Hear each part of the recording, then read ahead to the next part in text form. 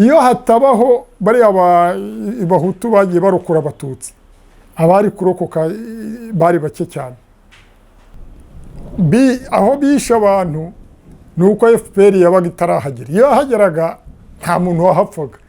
Kandi noneho FPR ntabwo yari gukora genocide ku bantu, yari ije gutabara, ije gukiza. Ntabwo bugiye gukiza umuntu ngo ujye no kumwica, ntabwo bishoboka. Ariko bavuga ko yayikoreye ngo abahutu. Abahutu se bari bahubwo abo ngabo bicaye. Kuko buri muntu wese azi uko byagenze. Abo bahutu bicanaga kandi nta nubwo nyine abita ko ari abahutu hicaga intera hamwe. Nko gutinyuka kuvuga nyakubahwa Perezida Paul Kagame ngo yakoze genocide, ahubwo ari we wacunguye abantu. Ari nayo mpamvu nge mwita ko ari Mose wacunguye abanya-Israel akabavana mu Giputa.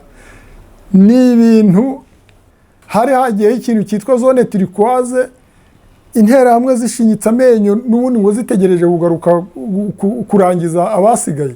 Ubundi batari bahanura indege ya Kinani, nta n'uwashobora kuvuga ngo arahunze kuko ntacyo yabaga ahunga. Muri Mauritania umwambasaderi w'Abafaransa niwe wambwiye ati bigiye gukomera mu Rwanda, ushatse twagufasha ukazana umuryango wawe kuko hagiye kuzaba intambara. Ubwo bikubwiraga ryari? Yabimbwiraga mu kwezi kwa gatatu muri 1994. Kuko n'ubundi nge nari narize mu Bufaransa, nagiye Mauritania ari Ubufaransa nyine butujyanyeyo twese abigaga aho ngaho muri iyo shuri rya Aix Marseille. Bizera ngo genocide ntabwo yagutunguye? Ntabwo ngewe yantunguye rwose. Byari bizwi na kuri abahanuye indege, twaye tuzi ko Bagosora na timu ye bazayihanura byanze bikunze, kuko ntabwo bashakaga ko FPR yumvikana n'abandi basigaye ngo basaranganye ubutegetsi. Bavuga ngo kugira ngo dusaranganye ubutegetsi tuzica abatutsi bose, tuzica inkotanyi. Ubundi ngeze naha hari amakuru nabashije kumenya ko nagenda mu modoka bavuga ko indege ishobora kuzagwa muri Kongo, icyo gihe ari Zaire, noneho ngo akaza mu modoka bavuga ko bazamutsinda Rubavu atazarenga Rubavu. Bavuga ko naza mu ndege nanone abarimo bose bazayihanura bakabica. Nuko nguko ni bande bavugaga ibyo? Ariko njye ubwo nageze hano hasigaye icyumweru ngo iyo ndege bayihanure, nge nabashije no gukora indake muri ruhuru riri hirya y'iwanjye. Hari n'ikindi nibagiwe kuvuga, turi ibyumba nibwo twatangiye kwigisha abantu tubabwira ko abazaba barakoze ibyaha barisha abantu tuzashyiraho systeme yo kubacira imanza, tubwira abantu tuti ntihazagire uwihorera. Mbese twari dufite amasomo twatangaga kugira ngo abantu batekane. Popote TV online, information is power. Ibihe byiza kuri wowe ukurikira ibiganiro bya Popote TV aho uherereye hose Tengamara buganze. Twongeye guhura n'umugabo, umusaza ariko ukiri muto, umudokteri Bihira Canisius, akunda kutwakira akaduha ubusesenguzi ku ngingo zitandukanye. Uyu munsi turaganira ku bintu byinshi ariko twibanda ku ingaruka genocide yakorewe abatutsi yamugizeho, ukuntu yarokotse, ndetse anatubwira uburyo yarwanye n'intera hamwe n'uburyo yazikubise. Kubera ko n'umugabo ufite ubumenyi bwinshi muri karate, yari afite ceinture ya noir, umukandara w'umukara muri karate. Aratubwira ukuntu yarwanye n'intera hamwe, uko genocide yaje kurangira, uko yaje kwiyunga ku nkotanyi, uko amaze kugera mu bihugu 128, ariko akavuga ko nta gihugu yabonye kimeze nk'u Rwanda. Hanyuma ariko kandi uyu mwaka yujuje imyaka 50 amaze ari umuskuti. Bihira muraho neza? Muraho neza Popote. Amakuru ni meza. Tengamara buraganje se? Tengamara buraganje kuko tumaze iminsi tubona imvura nziza nubwo hari abo yasenyeye, ariko ubundi yagwaga neza ku buryo muri iki gihe cyayo ubu ngubu inka zigiye gukamwa, tubona inshyushyu, ibintu byose bigende neza, n'ibihingwa bigende neza, bimererwe neza. Genocide yakorewe abatutsi mu 1994 yakugizeho izihe ngaruka? Yangizeho ingaruka zitari nziza. kuko nubwo narwanye n'interahamwe zari zije kwica umuryango wanjye ariko zarantemye mu gatuza ku maguru n'ahandi ariko wenda nagira ngo mbanze mbisasire kubera ko ubu ku itariki 22 z'ukwezi kwa kabiri muri 2022 nibwo nujuje imyaka 50 mbaye umuskuti. muri rusange ubwo ufite imyaka ingahe? Muri rusange ubu mfite imyaka 63. Wagiye mu giskuti ufite 13? Nagiye mu giskuti mfite imyaka 13. Ubwo rero ikintu cyatumye ndokoka nacyo mu byamfashije kurokoka ni ukubera uko kuntu nabaye mu giskuti nanone nkiga na karate. Icyo mbanzirizaho mu giskuti batwigishaga ibintu byiza, bakatwigisha urukundo, bakatwigisha kumenya kwihangana kandi bakatwigisha no kumenya kwirwanaho. Twajyaga mu ngando ari nacyo nshimira leta yacu ubu yasubijeho inganda, abantu baragenda bakajya mu itorero bakamaramo nk'ukwezi cyangwa 2 biga ibintu byo kumenya kwirwanaho, byo kumenya kuba bakubaka inzu, batinda ikiraro. Ni ibintu byiza cyane mbona leta yacu yahaye agaciro. Ubwo rero nabaye umuskuti, tukajya tujya mu ngando tukiga ibintu binyuranye, kugendera ku mugozi, gushinga amahema, noneho tukajya no mu ngando tukajya kureba ubuzima bwo hanze atari bwa bundi bwa kinyeshuri gusa.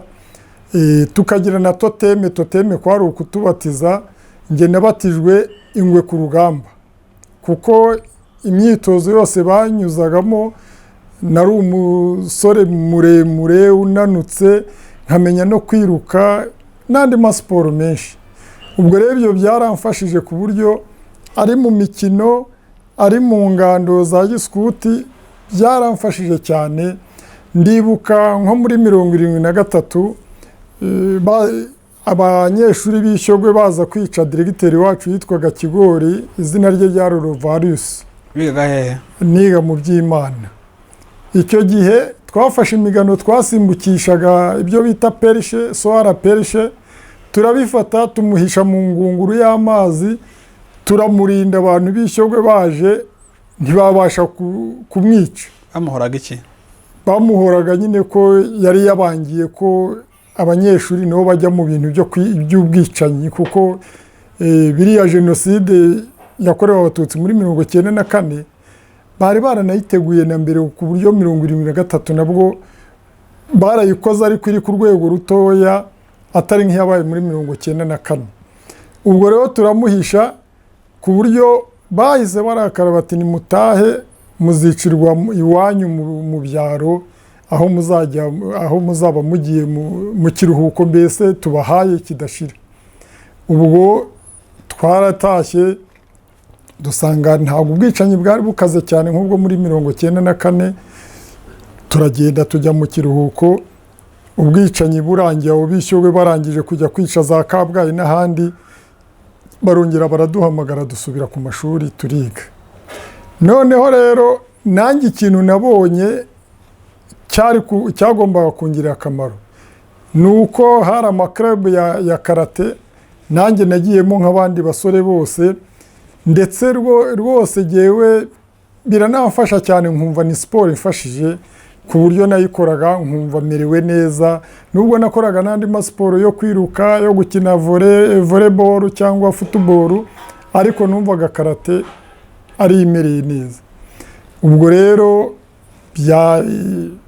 byanyuzemo, ndangiza amashuri yo mu Rwanda, njya kwiga hanze kugeza mbonye doctora. Hagati aho ngaho nkiri mu mashuri. Arya doctora ubu ngubu wifite mu biki? Nyifite mu bukungu n'imibereho myiza, nkanayigira mu buvuzi rusange n'imirire myiza. Ko numva yabaye byinshi. Ubwo mu Cyongereza cyangwa mu Gifaransa babyita ngo iki? Navuga se ngo mu Gifaransa bavuga ni santé publique et nutrition, noneho muri ekonomi nize development économique sociale. ubwo ni PhD ebyiri? Oya, hamwe harimo doctora, muri ekonomi niho harimo PhD. Okay. Noneho nanone nkagira na licence mu kwigisha iby'ubwarimu, science de l'éducation. Yo nayikoreye igice kimwe nagikoreye Butare, ikindi gikorera i Burayi. ubwo PhD yo wayikuye mu cya gihugu? PhD nayikuye muri Amerika, muri Washington. Okay. Mu bintu byo kwiga imishinga. Hanyuma jenoside rero? Ubwo rero jenoside iba nari nagiye gukorera iyo diplome, iyo nayikoreye muri Mauritania ya santé publique et nutrition. Muri Mauritania umwambasaderi w'Abafaransa niwe wambwiye ati bigiye gukomera mu Rwanda, ushatse twagufasha ukazana umuryango wawe kuko hagiye kuzaba intambara. ubwo bikubwiraga ryari? Yabimbwiraga mu kwezi kwa gatatu muri 1994. Uko biriya bintu abazungu bari bazi ko Kinani nasinyari amasezerano ya Dar es Salaam abambari be bazamwica, noneho natwe bakatwica. Ubwo hano iwanjye bari bahatanze nimero ya 15 yo kuzaza kutwica, ariko bakavuga ko bazategereza mvuye mu mahanga. Bo bari bazi ngo nagiye mu nkotanyi, ngo ninzaza uwo munsi nibwo bazaza kutwica twese. 15 ubwo yari inzu banditse ku nzu, wari umunsi itariki 15 itariki yo kubica? Yari itariki yo kutwica mu kwezi kwa 4. bari barabikoze mbere kuko bari bazi ko Kinani nazajya gusinyara ya masezerano bazamwica. Ntibavuga ko bazamwica, noneho batangire natwe baze batwice. Ubwo rero uwo mwambasaderi amaze kubimbwira, nihutiyeho kuko nari ndangije gukora. Ambasaderi muri Mauritania, ambasaderi w'iki gihugu? Ambasaderi w'Ubufaransa. Noneho ubwo ngewe aho kugira ngo nzane umuryango uko byari binagoye, nahisemo gutaha, ahubwo nkareba ko umuryango nazawujyana muri CND akaba ariho turokokera, kuko n'ubundi twari tuzi ko ibihe nibikomera tuzahungira muri CND. Hari abavuga ngo abantu bahungire mu makiriziya muke, ariko kuko nge nabonaga ubukana bari bafite, nta kiriziya batagomba kujyamo ngo bice abantu. ubwo ambasaderi yabikubwiraga icyo gihe wari waragiye muri Mauritania nk'umunyeshuri? Nagiye kugira ngo byagenze bite ngo abe close cyangwa abe umuntu wa hafi wawe kurya kubwira ati rero mu kwezi gutaha Habyarimana kiva Dar es Salaam gusinya ibi hazaba ibi? Mwari mufitanye ubuhe mubano n'uwo mwambasaderi? Nta mubano twari dufite, nuko yaje mu gutanga amadiplome, kuko n'ubundi nge nari narize mu Bufaransa. Nagiye Mauritania ari Ubufaransa nyine butujyanyeyo twese abigaga aho ngaho muri iyo shuri rya Ex Marseille, batujyanyeho muri Mauritania ngo bariho tujya gukora massage no kuzakora defense. Ubwo rero yaje aje kugira agenda tubaza wowe uruwahe, nge mubwiye ko ndi wo mu Rwanda. Arambwira ati mu Rwanda ati hagiye kuzaba ibikorwa bibi cyane, niko yambwiye. Noneho rero abimbwiye nanjye nshyiramo akanjye, aho kugira ngo ntumize umuryango mpitamo kuza kugira ngo ndebe ukuntu bizagenda, kandi mvuga nti nzirwanaho byanze bikunze. Bizera ngo jenoside ntabwo yagutunguye? Ntabwo ngewe yantunguye rwose, byari bizwi na kuriya bahanuye indege. Twari tuzi ko Bagosora na timu ye bazayihanura byanze bikunze, kuko ntabwo bashakaga ko FPR yumvikana n'abandi basigaye ngo basaranganye ubutegetsi. Bavuga ngo kugira ngo dusaranganye ubutegetsi tuzica abatutsi bose, tuzica inkotanyi, nta muntu tuzasiga ubutegetsi tubusigarane twenyine. Mwari muzi ko bazahanura indege, cyangwa mwari muzi wenda ko Habyarimana ashobora no kumwica binyuze mu bundi buryo? Ubundi cyangwa bari barabigusobanuriye neza ko bazamurasa ari mu kirere ava Dar es Salaam? Ubundi ngeze inaha hari amakuru nabashije kumenya ko nagenda mu modoka bavuga ko indege ishobora kuzagwa muri Kongo, icyo gihe ari Zaire, noneho ngo akaza mu modoka bavuga ko bazamutsinda Rubavu atazarenga Rubavu. Bavuga ko naza mu ndege nanone abarimo bose bazayihanura bakabica. Nuko nguko ni bande bavugaga ibyo? Abantu nyine bari bagize barakurikiranye amakuru, kuko burya abantu bahanaga amakuru hari nk'abantu bakoraga muri banki nkuru y'u Rwanda aho nari narakoze na mbere, hari abantu babaga bari aho bitaga ngo ni ngubu ni ibiri utugari cyangwa ibiri umurenge, amaserire n'amasegiteri n'amasegiteri. Abo ngabo rero harimo ababaga bafite amakuru y'ibintu bizakorwa, ntibabaga ari bose, ariko iyo bakwegeraga mukaganira barabikubwiraga bati unitegure rwose bizaba, kandi ko kuko babivugaga niko byagenze. Uvuye muri Tanzania rero ugeze mu Rwanda, gahunda so kujyana umuryango muri Tanzania no kujyana muri CND. Cyane ni umunsi ntego ishinga amategeko. Byagenze bitugera hano mu Rwanda, imyiteguro yabaye yihe, wakoze iki ngo wungishe umuryango wawe? Ubundi batari bahanura indege ya Kinani, nta n'uwashobora kuvuga ngo arahunze kuko ntacyo yabaga ahunga.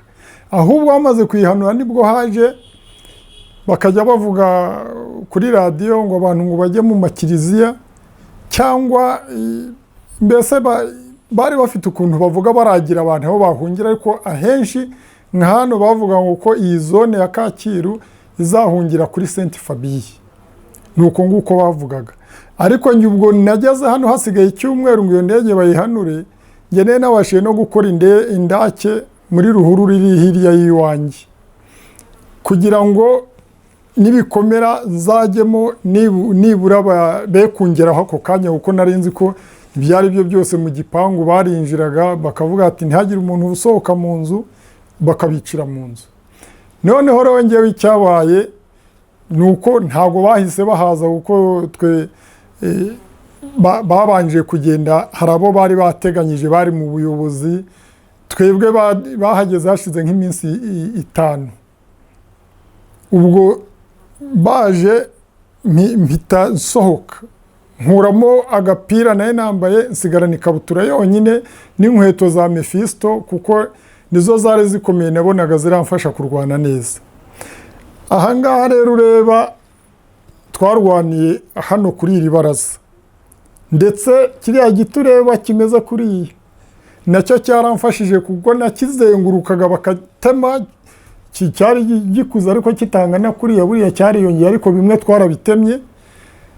Ikiya giti buriya cyaramfashije cyane, kuko nikingaga hirya bagakubita umupanga ugafata igiti, ngakora kiribite, nakora kiribite bateba bagatema aho mvuye.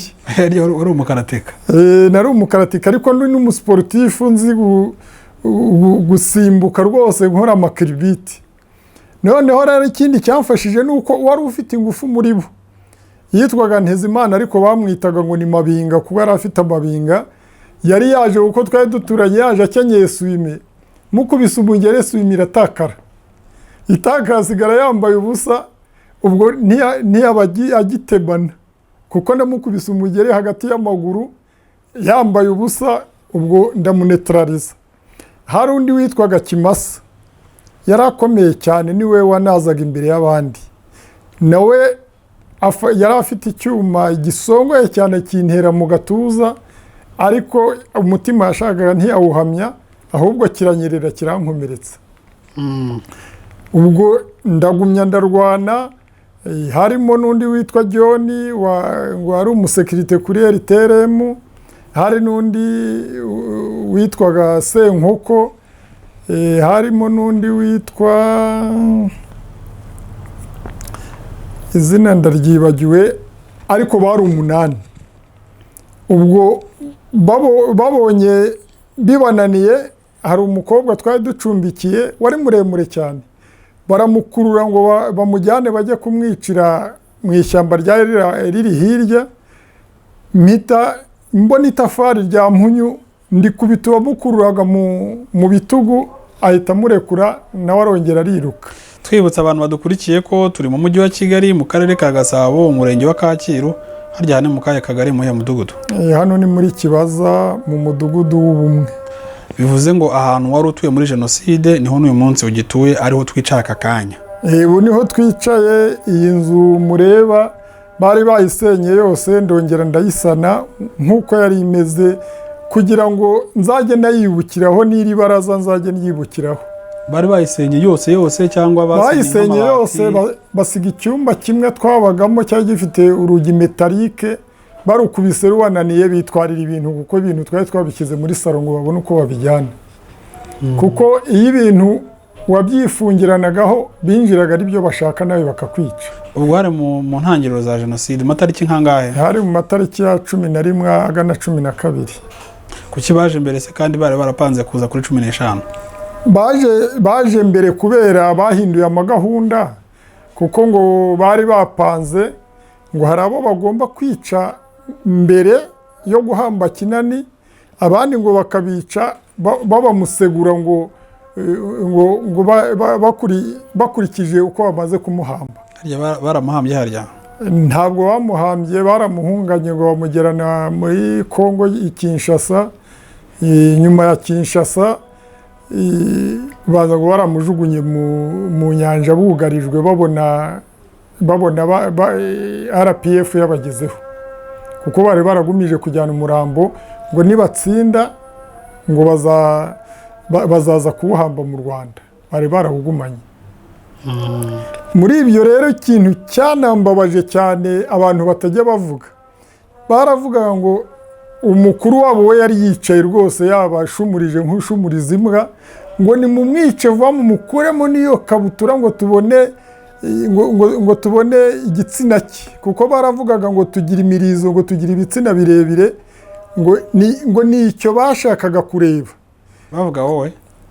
bavuga ngewe nyine bababwira ngo nibanyice vuba ngo barebe igitsina cyanjye. Icyo kintu cyaranambabaje cyane kumva bagiye kwica umuntu kandi barashaka no kumushinyagurira. Cyari ikintu rwose numvaga, nicyo kintu numvise kimbabaje cyane, nanjye kimpa n'ingufu kugira ngo batanyica, kuko umuntu wese bicaga akenshi bamukuragamo imyambaro, yaba ari umugore bakamujomba ibisuti by'imigano cyangwa ibindi bintu birebire bakabijomba mu gitsina, umuntu agapfa nabi cyane ku buryo hari nk'umugore bari bamaze iminsi 2 bishe, umugore we witwa Karimba, bari bamutsinze hariya hafi y'umurenge bamujombamo ibiti yapfuye asaba amazi.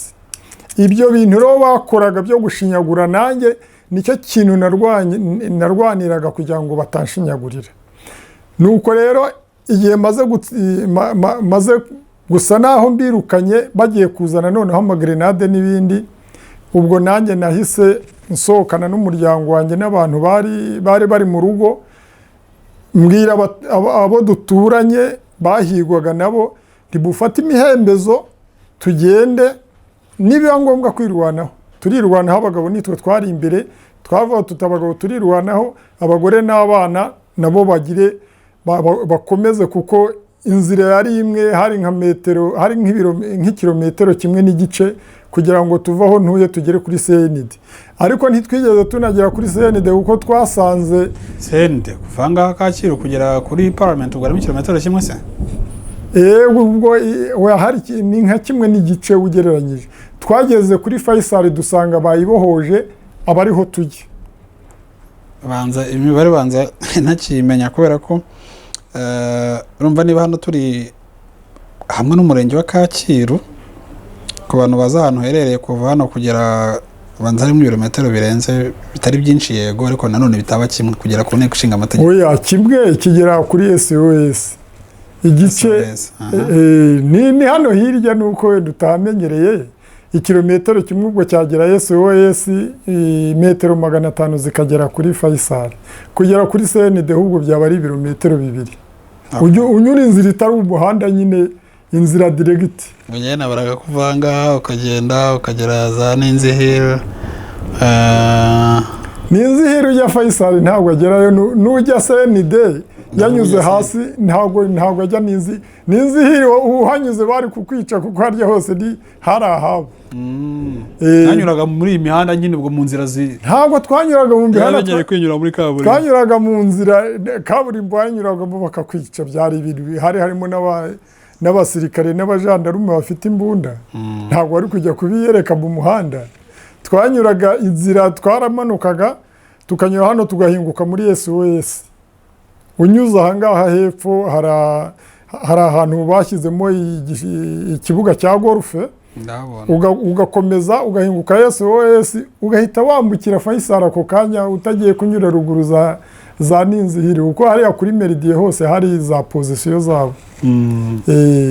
Urumva na presidence yari iri hano haruguru hari bayirinze ntabwo rero wari kubivuga ngo ugiye mu muhanda. Ubwo rero ikintu cyakozwe nuko twageze Faisal RPF yari yahafashe niyo ko icyo gihe nubwo RPF yari yahafashe ni minwari yaharindaga ariko hari igihe interahamwe zateraga kugira ngo zize kwica abantu barimo zigasanga minwari nayo irahagaze bakabwira ko bari burasane bagasubirayo. Ariko n'ubundi Faisal nkanjye ntabwo nahamaze igihe kinini kuko twahise tujya ibyumba wabaga ashoboye gutwara imodoka akajya atwara abantu kugira ngo tubahungishe tubavane mu masasu hariya baraharasaga buri munsi. Noneho icyo gihe twagendaga nijoro tugenda hari umusirikare wa FPR uri hariya undi ari hepfo aribo bagenda batwereka ahantu turanyura kuko ntawacanaga amatara. Ubwo umuryango wawe wose uracyawufite? Umuryango wose wari uri hariya Faisal turongera tujya ibyumba nta kibazo kibaye. Apana ku murindi ibyumba nyabyumba niho hari hafashwe hajyaga impunzi. Tugeze ibyumba rero ubwo kuko nari nshoboye biriya bintu by'ubuvuzi nagize Imana Médecins Sans Frontières y'Ababiligi impakazi. Ako kazi kari ako kwita ku nkomere z'abasirikare kuko inyinshi niho zazaga.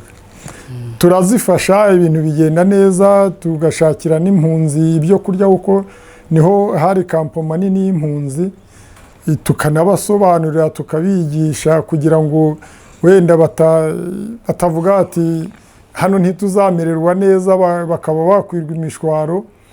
Abantu barahaguma bakabona icyo kurya nubwo byari bigoranye cyane zabaga ari imvungure cyangwa impengeri. Impengeri hari uruganda rukora ingano havuyemo impengeri zatunze abantu.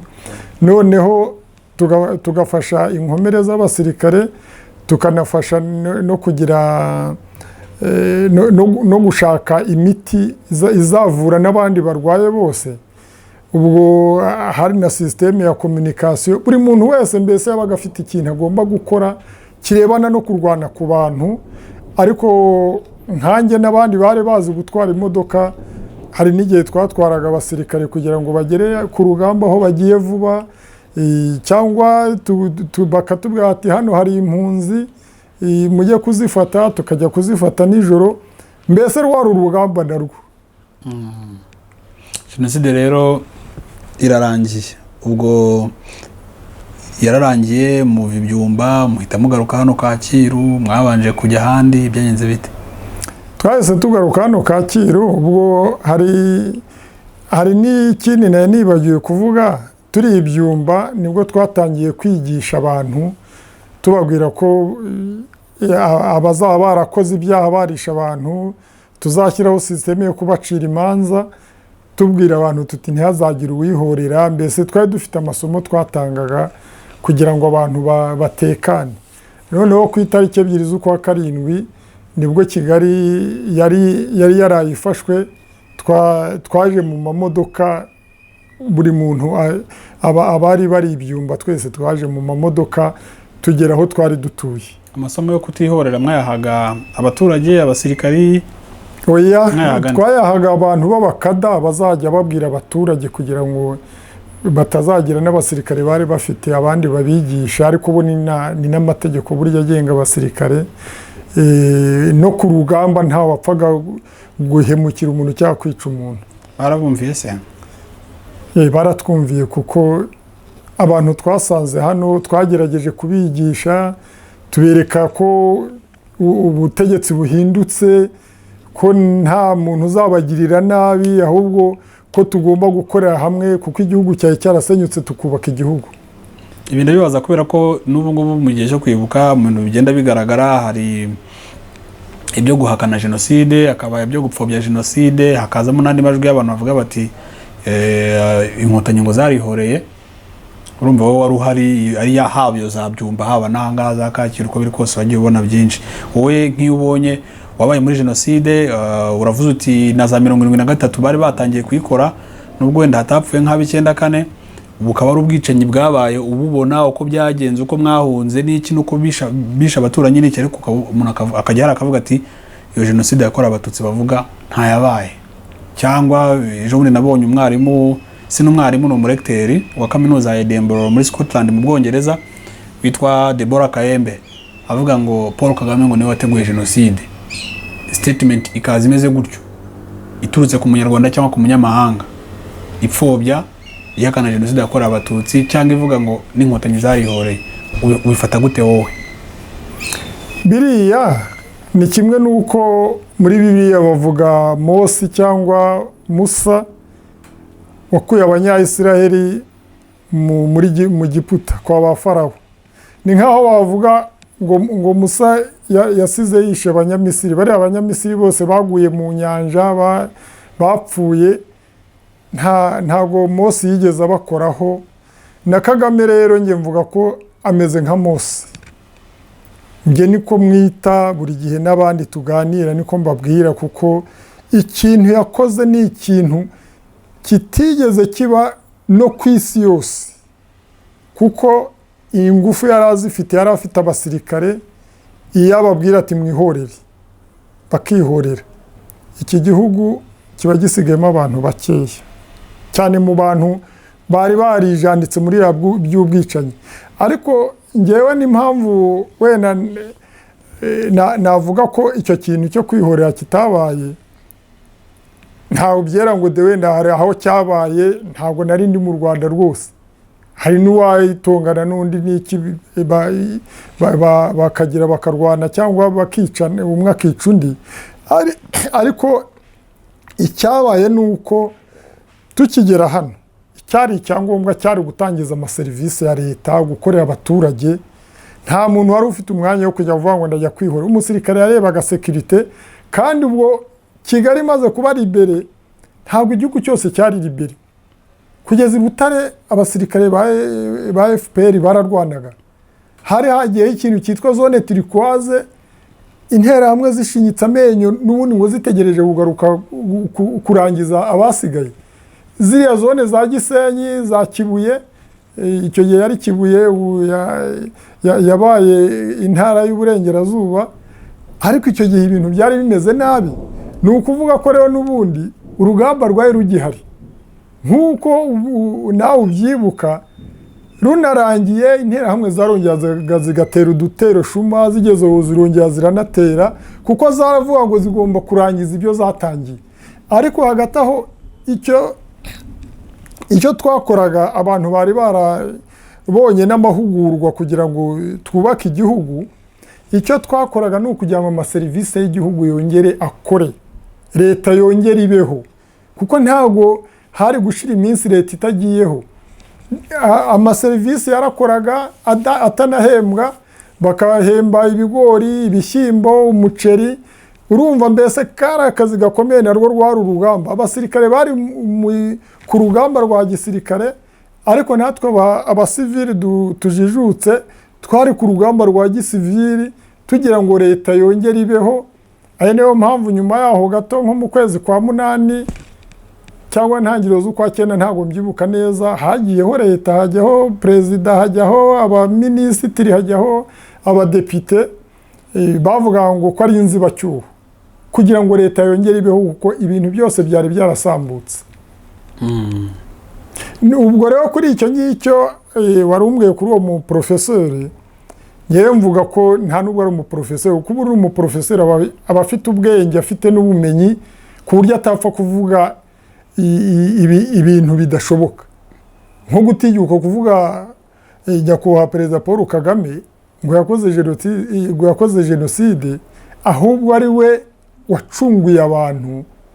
Ari nayo mpamvu nge mwita ko ari Mose wacunguye abanyayisiraheli akabavana mu Giputa. Ni ibintu uwo muprofeseri azi abantu bakoze jenoside, azi ko ndetse n'abakongomani bari barohereje ingabo zo gufasha abo bantu bakoraga jenoside no kubatwara, kuko buriya jenoside yahinduye n'isura kubera ko abayikoze ntabwo bari abasirikare nyabasirikare. hari abantu nabo batazi ibyo bakora, barangije bashorera n'abaturage babajyana muri Kongo ngo kugira ngo bazabahe ingufu bagaruka kongera kwica basigaye. None se kuki bari abantu batabashoreye ngo bajyane i Burundi cyangwa bajyane Uganda cyangwa bajyane Tanzania, ariko babajyanye muri Kongo babashyira ahantu bakajya babaha n'imbunda. Uwo nguwo wabivugaga rero agomba kuba ari umukongomani, ni umunyekongo n'ubundi. Deborah Kayembe ni umunyekongo, ni n'umunyamategeko. Urumva rero uko arakora ibyazi, aravuga ibyazi. Ni kimwe n'umuntu wishe abantu w'interahamwe umubajije ubu ngubu nawe ibyo yakubwira, ariko ibyo ari byo byose birazwi. Aho bishe abantu ni uko FPR yabaga itarahagera. Iyo yahageraga nta muntu wahapfaga, kandi noneho FPR ntabwo yari gukora jenoside ku bantu, yari ije gutabara, ije gukiza. Ntabwo bugiye gukiza umuntu ngo ujye no kumwica, ntabwo bishoboka. Ariko bavuga ko yayikoreye ngo abahutu se bari bahari, ahubwo abo ngabo bicaye, kuko buri muntu wese azi uko byagenze. Abo bahutu bicanaga, kandi nta nubwo nyine abita ko ari abahutu hicaga interahamwe. Umuhutu washakaga kwica abaga interahamwe, kuko abahutu babaye interahamwe ni bake cyane ugereranyije n'abatarabaye interahamwe, kuko biragaragara hagiye bakiza n'abantu.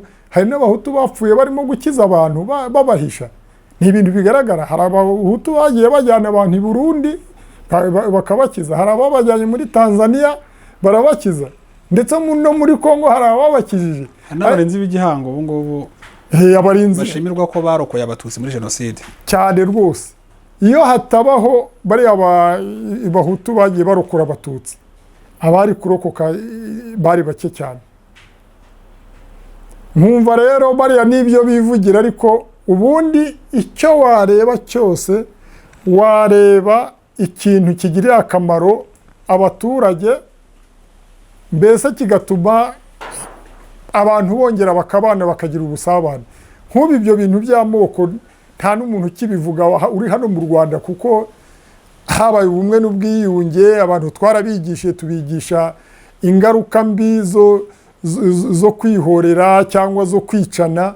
Buri muntu wese azi icyiza cyo kuba tubana neza, nta muntu wica undi.